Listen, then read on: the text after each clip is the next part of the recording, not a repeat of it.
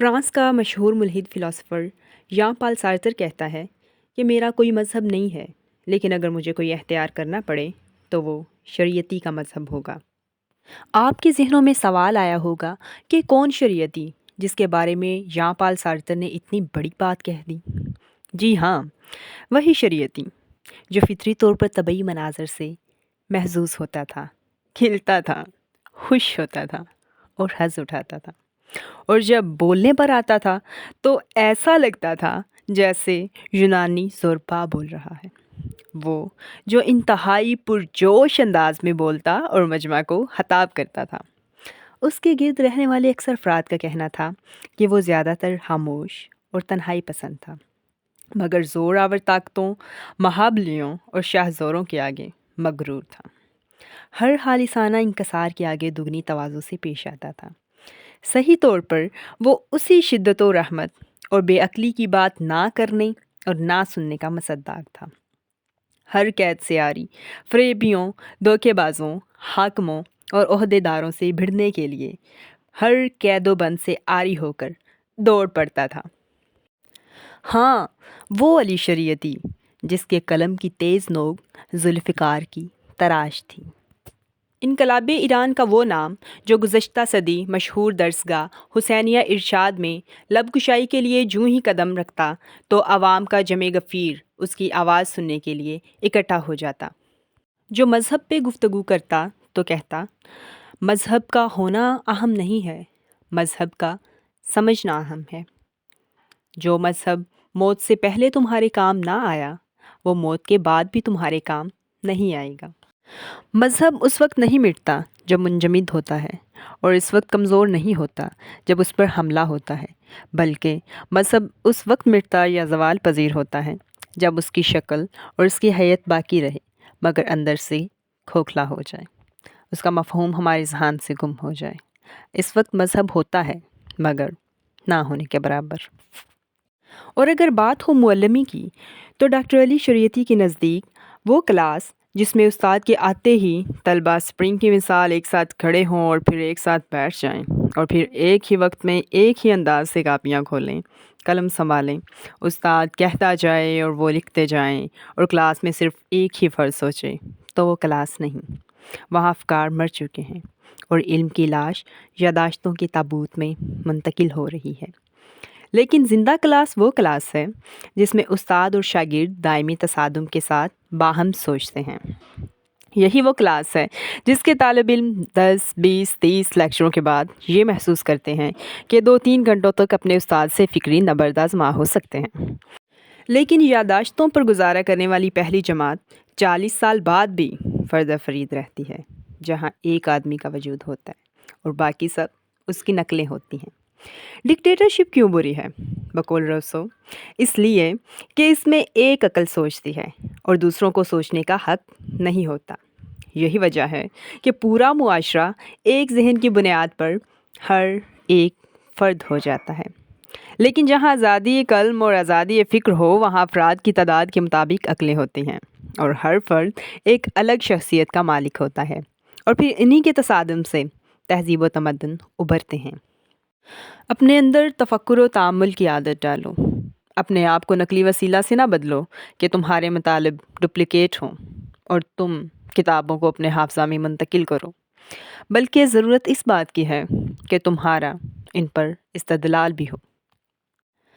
اکثر اساتذہ کا اعتراض تھا کہ شریعتی کوئی اچھا کام نہیں کر رہا ہے، طلباء سے دوستانہ رویہ گستاخی کا سبب ہو جائے گا اور یہ استادوں کی حیثیت کو بے اثر کر دے گا۔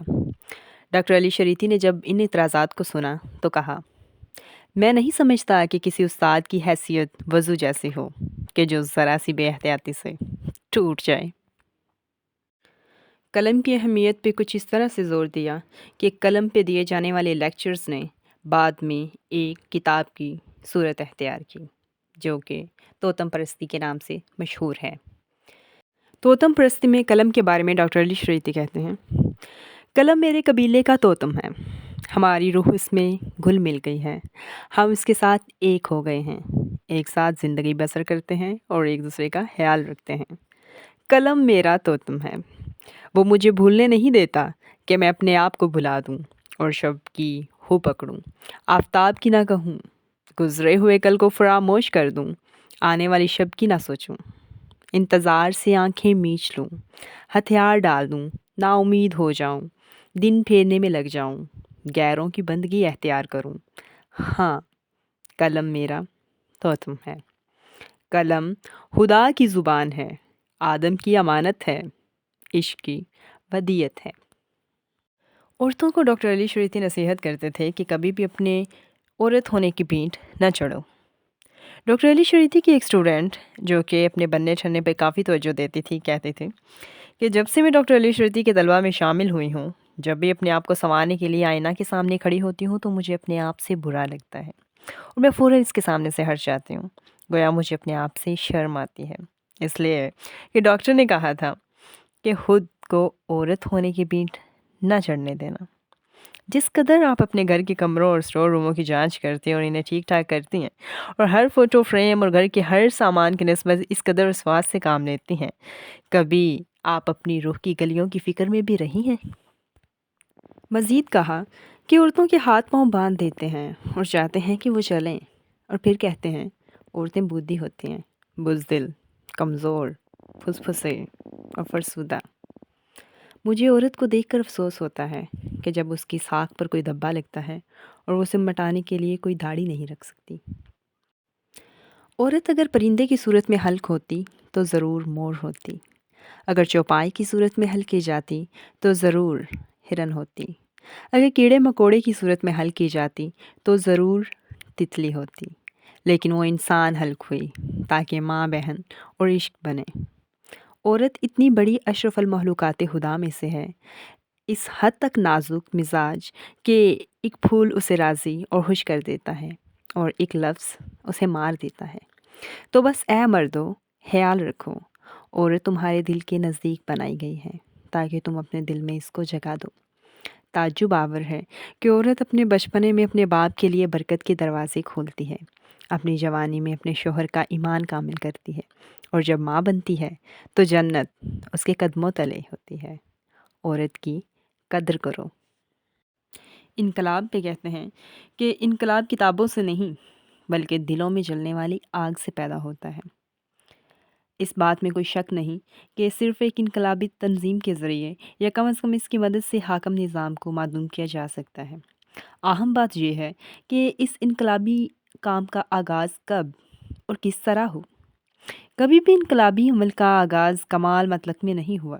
جو ہی انقلابی ماحول پیدا ہوتا ہے، اس وقت بس ایک کوشش اور ایک چنگاری، ہر چند کہ وہ ناقص کیوں نہ ہو، عمل کی ابتدا کے لیے کافی ہے۔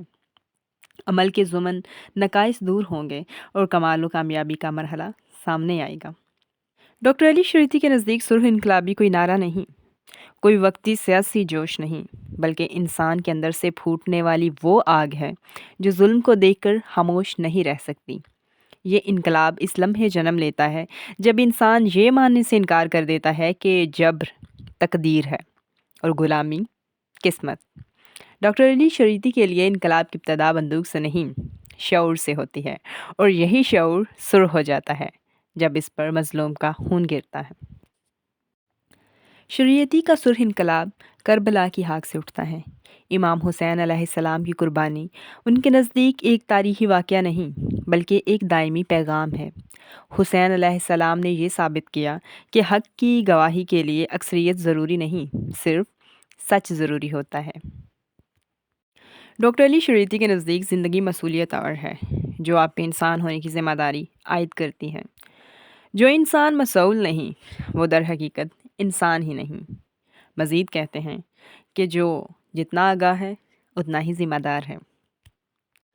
اگر ہم کسی نیک کام کے لیے قدم اٹھانا چاہتے ہیں تو جان لیں کہ کار خیر میں اسلام کا سب سے بڑا قدم بیداری پیدا کرنا ہے۔